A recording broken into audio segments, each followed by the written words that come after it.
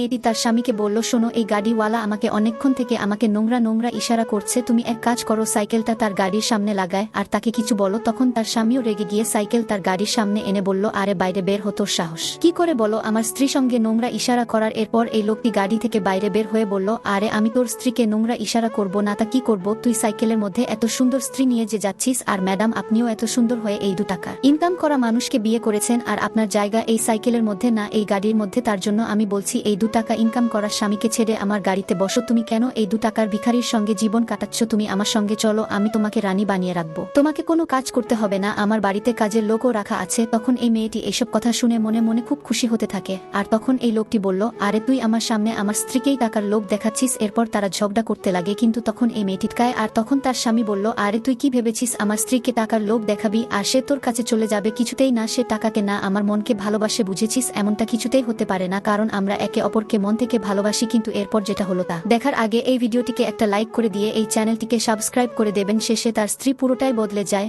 আর তার স্বামীর জামা ধরে বলে, 2 টাকার ভিখারি, তোর আর কথা বলতে হবে না, আমি তোকে বিয়ে করেই ভুল করেছি, তুই আমার কোনো শখের জিনিস পূরণ করতে পারিস নি। তারপর এমন করে অনেক কথা শুনিয়ে টাকাওয়ালা লোকের কাছে চলে যায়। তো বন্ধুরা, এটাই হলো আজকের বাস্তবতা। কলিযুগে প্রেম নয়, দামি গাড়ির হর্নেই হৃদয় কাঁপে। টাকার ঝঞ্ঝনানিতে আজ সম্পর্কের মান মাপা হয়। তাই ভালোবাসার নামে যদি কেউ শুধু সুযোগ খোঁজে, তাহলে তাকে সময় থাকতেই চিনে নাও, কারণ টাকার প্রেম কখনোই চিরস্থায়ী হয় না।